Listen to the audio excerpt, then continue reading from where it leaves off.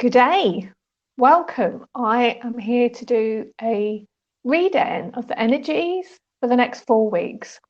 I'm going to do this using my trusty runes, and I'm also going to be working with my primary spirit guide, who is the Ascended Master Sarah. And the reason why I work with her for this reading is because she's really good at working with ascension energies and saying about what we're moving through at the moment.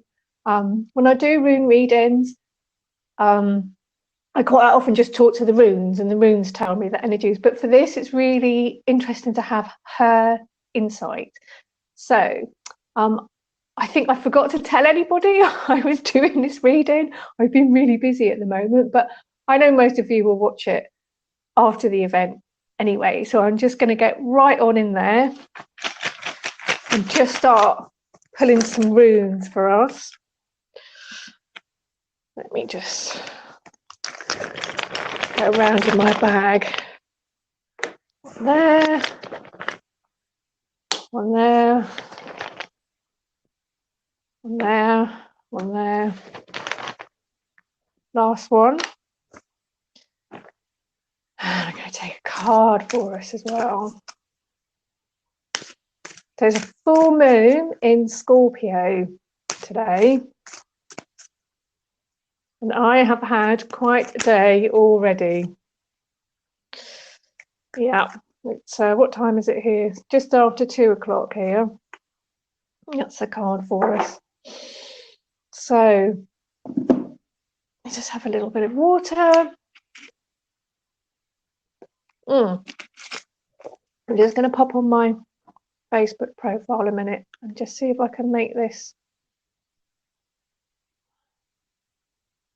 go live on there. I'm sending this to different streams, different platforms. It's going off to my YouTube, it's going off to my Ascension Runes group, and it's also on my profile. But for some reason, when it goes on my profile, it locks it to only me. It's going to let me change it. Can I change it? Public. Yes, there we go. Yeah. Yay. Okay, that's great. All right then. So just going to take a moment. Perhaps you want to come into sacred space with me as well, because actually when we're all in sacred space, you hear and receive more. So just close your eyes a moment, take some deep breaths. Feel your feet on the floor or wherever they are. Obviously, don't do this if you're operating machinery, driving. And just let the day drop away a bit. And imagine that you're coming into a place of center. I like to imagine a sun wheel, a cross within a circle. And sort of I put myself at the center of that. Very balancing image. Okay. So I'm going to ask Sarah to step closer. So I can hear her guidance clearly in her words and her thoughts. Okay. So interesting times. So the first room we have, energy of the next 4 weeks. I have this rune here. Now the Scandinavian name for this is Marder. And this is like the people rune. It's humanity. And it can be seen as, well, this rune here and this rune here, if you separate them, that's a rune called Wunya. And when I first saw it, I thought, oh, it's like two Wunyas kissing each other.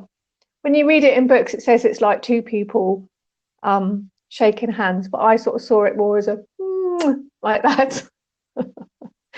It represents humanity at the different levels. So all of the levels, sort of from the bottom up, really. So it represents us on the earth and like the plan for humanity and the oversoul of humanity.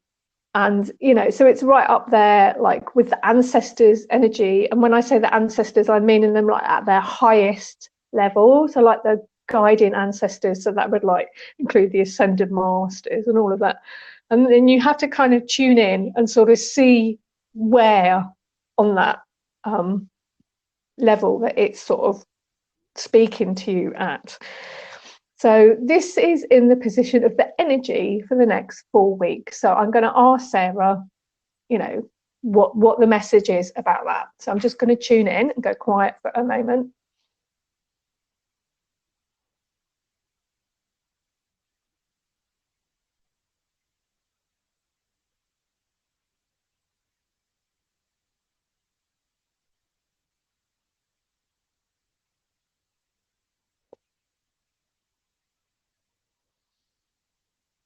So when I tune in to that energy, I'm feeling quite overwhelmed, actually. There's quite a lot of energy rushing in, and it feels like it's very, very busy. And the first impression that I got was like, I mean, I'm sure this will, be something that people are thinking or is a familiar idea to you already, that it's like, the things that are happening, there is a greater outcome to them, or a greater plan, should I say. And it's very much about humanity kind of having the opportunity to develop itself on so many different levels. And I think that overwhelmingness of it for me is like, just when I'm tuning in, it's like it's everybody. It's like all of the countries, all of the civilizations, it's all of us doing this en masse together, which is like, to my little brain, me just being one person living here in Denmark, it's like to feel the energy of that whole thing, that's quite overwhelming, because it's like there's so many of us. And although, on some level we're all developing spiritually together all of the time, at the moment there's just, wow, it's just so much. There's so much energies going on, things supporting us, change happening out there. So I'm just going to leave that one, and then it'll sort of set the theme for the rest of the reading. It says what to leave behind, move past. It's this rune here. Okay. And this rune is Fae. What to leave behind and move past. Now, this is really, really interesting. Now, I love the energy of this rune, because it is like, in our modern day thinking, it's what means wealth. Okay. But to the Old Norse, it was cattle. And that was because that was their wealth. It was cattle. If you had a lot of cattle, you were a wealthy man or woman. And I've been working a lot with the energy of this, because I found when it comes up in readings for people, that it has an energy of having good things without being tied to like the money system. So it's like, it's a purer form of materialism, this rune, because it comes, it originates from a time, and who knows how old the origins of the runes actually are. Different thoughts on that. There was a big thing in Sweden in the 1600s. They thought it had come from Atlantis, these runes. But anyway, a sidetrack. Let me tune in and ask Sarah.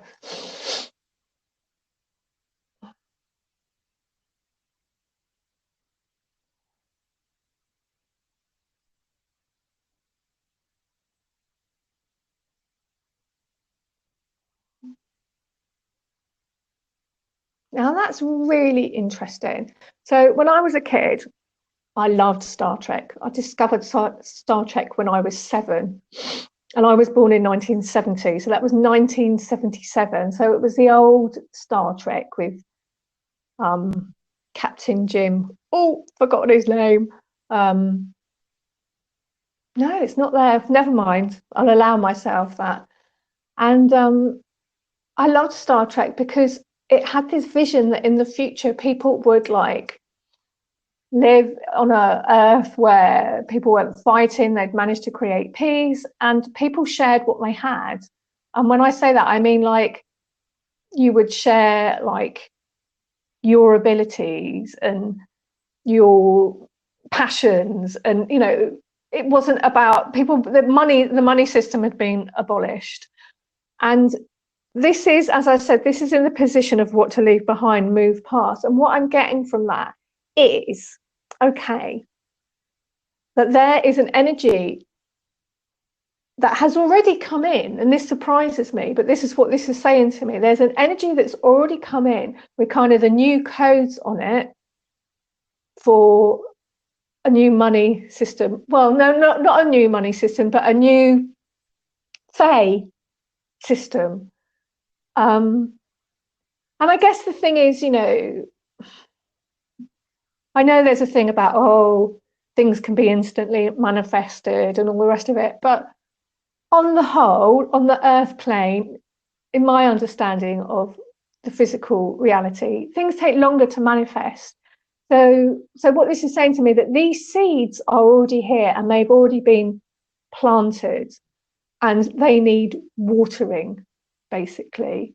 So now that's really interesting. So it's saying what to leave behind and move past. Now, I've worked with spellcraft in the past. I've never had a particular association to any kind of witchcraft, but now I'm training to be a Save Kona, which is a Nordic shaman or witch, or shamanic witch, or, you know, whatever words you want to put on it. And the thing with spells is one of the main fueling forces for them is emotion. So if you want to put some oomph into your spell, you have to power it up with some love and some strength and some power, and you bring it in magically as well from the elements. But your emotions are a very, very important part of it. And what this is making me think of is how many of us spiritual people hate the money system. Let's be honest. I mean, because it is pretty, there's some pretty crap things in it, right? However, hate is a strong word. You know, there may be a range of emotions there, from to full-blown real hate. They're all emotions and they're all powering it, because emotions fuel. It doesn't matter, you know, if they're negative or positive. Emotions fuel things. So what this is saying to me is that we need to withdraw our negative feelings about the money system, because that will actually make it easier for it to dissolve and die away. Because what I saw in that instant when I tuned in, that Sarah was showing me, is there are seeds already. You can't grow anything out of that old system. We need to, like, there's the old system. We need to just come over here and do something new. There's no point trying to sort this out. No. It's gone. It's old. It belongs to an old system. We have to come over here. But we also need to withdraw the negative stuff. And that's interesting, because I've never thought about that. And that's something that, yes, I'll be working on. Okay, I'm going to leave that one. Where's my water?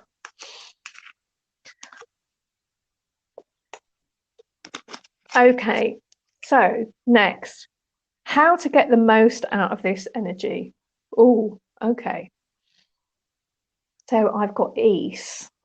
And the energy of the next 4 weeks, that was Marder, which is all about people, community, and people working together. Well, let's see what Ease is going to say. Perhaps it can tell us a bit more about what that means. Now, Ease is the rune of ice, and it can be taken in many, many different ways. But we can see it's strong, it's straight, it's upstanding. Ice doesn't bend. It's like, whoa, it's like that. So let's see what the message is with that one. How to get the most out of this energy.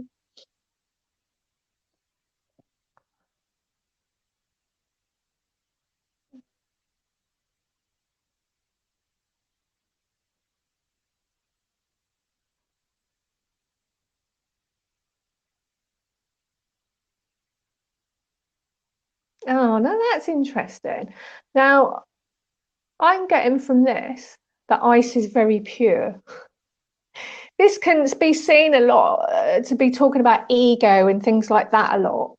But actually, what I'm getting when I tune into it today, I'm seeing this, I'm seeing ice melt and how you can get really pure, like water from, yeah, of course, because like the icebergs, it's really, really old water, but it's uncontaminated. It's, yeah, it's not contaminated. And I think, I don't know if this is right. I'm sure there's something about in Japan, they spend huge amount of money buying this water where it's melted from glaciers because they think it's really healing and pure. But anyway, how does this impact the energy of Marder though? Let me just see. Okay. So it's something, oh yeah. Okay. So it's something about getting the best out of humanity. And of course that does make sense, because when we're in a tragedy like we are at the moment, we tend to look for the best of what we can get out of people. I don't mean this in a negative way. That sort of came out a bit like we were trying to manipulate it, but I don't mean that. I mean, like, so both my parents have died of cancer. My mum when I was 26, and my dad, oh, I don't know, 2008. So what was that? I think I was 38. And both times, just the sadness and the tragedy of the situation made me want to, although, you know, there was a lot of grief and anger and all those things, but it really made me want to like get as much love out of the situation that I could, like show them as much love and create as much love around me. And I think really, you know, difficult situations like in Britain in the Second World War, people rallied together and they really helped each other. And I think that's neat. It's that need of things being so difficult that if you're going to carry on, you need to create that community and that care and that love together. And I think a lot of people are really, really experiencing this at the moment. And it's something about getting in touch with some of the purest stuff. Because I know there's lots of horrible things happening, and also people not behaving well. And I know I'm not denying any of that. But this is saying how to get the most out of that energy. And it's like, look at what's the purest in people in this situation. So let me just see what, like, if they can suggest anything practical, like, because, you know, I used to be a nurse. I'm like, yes, but I want to be pragmatic. You know, it's all very good having spiritual wisdom, but how can I use it? You know, what does it actually mean to my everyday life? Let me just see if there's an answer for that. All very well things being pure, but and how can we apply this?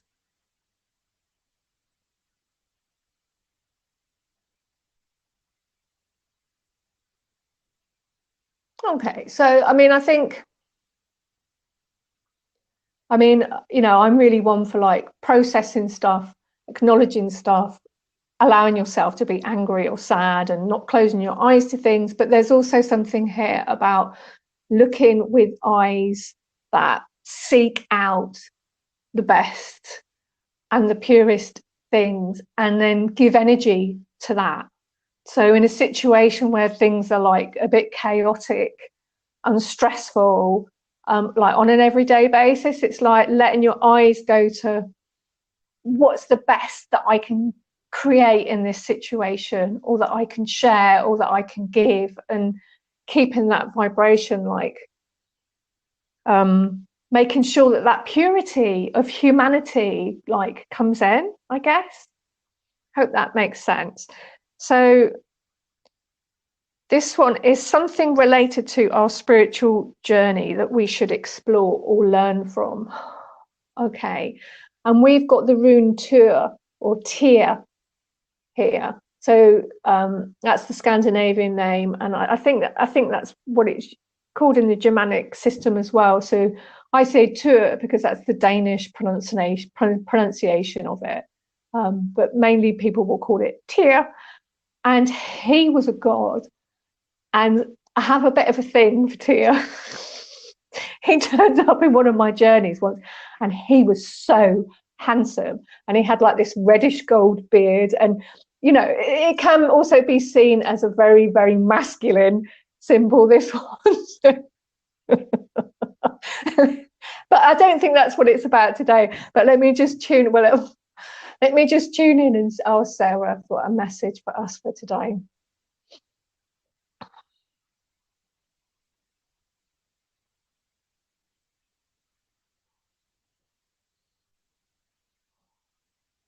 Oh, I like this. I like this. So this is Tyr has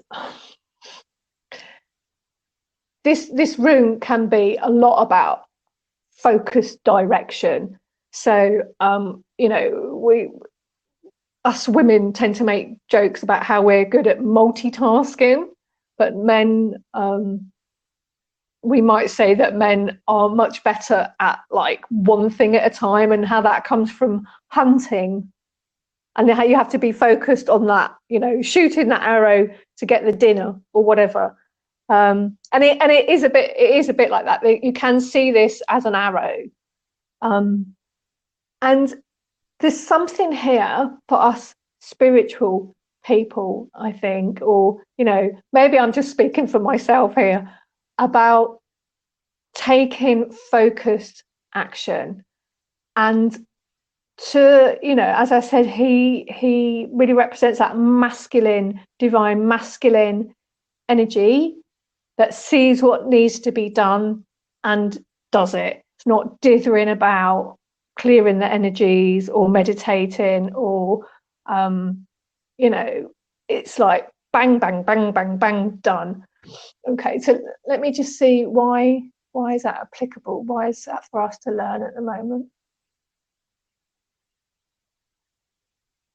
Okay, all right.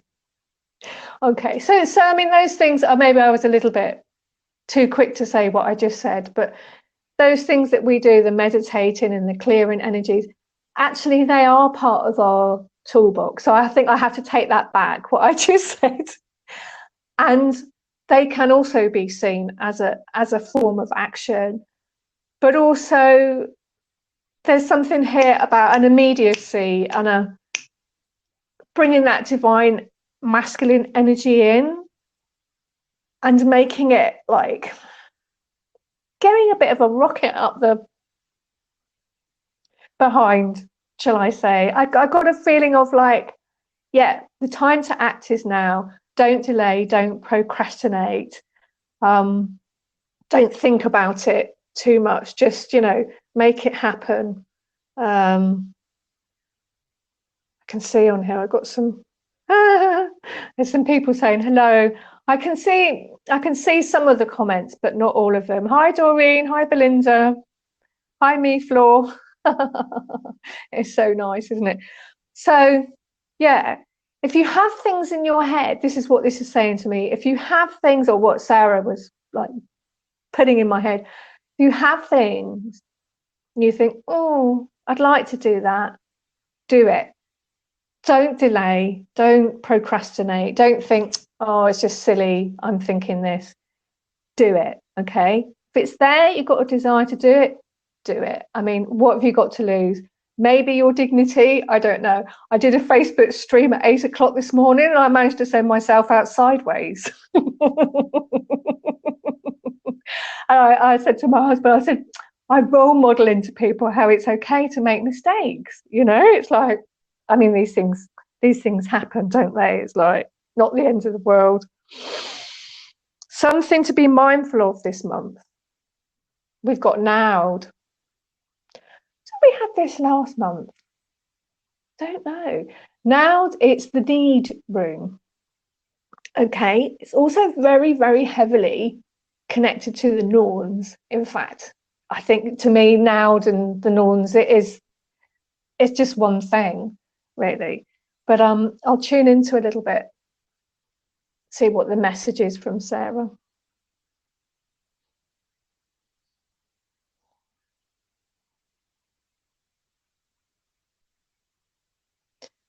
So the way that the Old Norse looked at the universe was that, so we have these three Norns, and if you haven't heard of the Norns, they are three women who look after the web. And the web is like the cosmos, the universe, you know, everything in our life. We're all living on this web, and they weave the web. They weave our fate. But that doesn't mean we're helpless. But so when you're born, you're coming into the web and being put on where you come in. And everything that's gone before has all this tapestry of past lives, your ancestral lines, and that's where you come in. And you have to take that destiny, and then, depending on how skillful you are, you kind of create the weave in front of you. Now, you can call on the Norns to help you with bits of the web that are tangled and sticky and difficult to work with, but they are completely impartial. They don't, you know, go around being like really compassionate or anything. They're very kind of like, you know, this is how it is. So if you, it's a bit like physics, you know, physics isn't compassionate. Physics is like, if you apply this pressure here, then the law or something says that will happen. And the Norns are the same. So let me just get the next bit. So something to be mindful of this month. It's saying that where we are in our each society that we're in and each place that we're in is to be mindful of how what has been woven before has created where we are now, and to try and view that dispassionately and not to get caught up too much in the, oh, isn't it awful, or oh, isn't it great, or, you know, just try and take the emotion out of it a bit, because what we need to be doing now is imagining and visioning the next steps of where we're going to go, because, you know, I like to use this a lot when I'm talking about this rune. Necessity is the mother of invention. So right now, people across the planet are being like pinged with inspiration by, you know, guides and angels and all sorts. People are being given all sorts of ideas, like how to solve this, an idea for that ecological disaster over there, an idea for how to bring that community together, a possibility of creating healing for the coronavirus there. And there's one last bit. Let me just see if I can gather it in. And the clearer we can be about this. So obviously, if we're going to be clear, we have to process our emotions, allow them, love them, let go of them. But say not to get too caught up in things. And this doesn't mean like not caring. It just means like not getting too entangled in, you know, the emotions of things, and being able to do the things where we're creating a space for the divine to help us. We need to kind of reimagine things a bit at the moment. It's like there's this opportunity for yeah, like visioning a new web. And of course, it's not going to be a new web because you can't get away from the old. But there is a certain amount of grace, I think, that's come in at the moment in this space that we've got. I don't know how long it goes on for, but it feels like a pause button. I know people keep saying that. Feels like a pause button. And I'm thinking, I don't feel like I'm in pause. I feel like, you know, there's so much going on. Things feel very busy. But I do understand cosmically there's a bit of a pause button going on as well, and that there's something there for us to take advantage of. That's the words. Now let me see.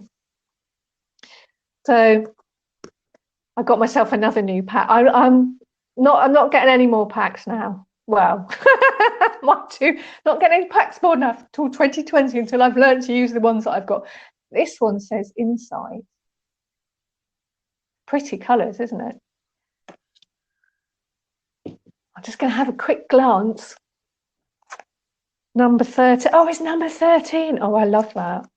I love the number 13. For as much as it's been sort of slandered, the number 13 for being unlucky, there's 13 lunar cycles in the year, and I love the moon, and it's a divine feminine number. You are about to see further, higher, and deeper through space and time. I love that. I love that. Okay, so let me just check this is right. We are absolutely moving into a time where, as a collective, the human race is going to see more clearly. I mean, this is already happening, but it doesn't just stop here. It's going to grow. And, you know, when one watches the news, one wonders how this is true. But of course, the news doesn't represent the collective and the whole and all the rest of it. And I'm seeing this in myself and other people already. So let me just see how it fits into, yeah.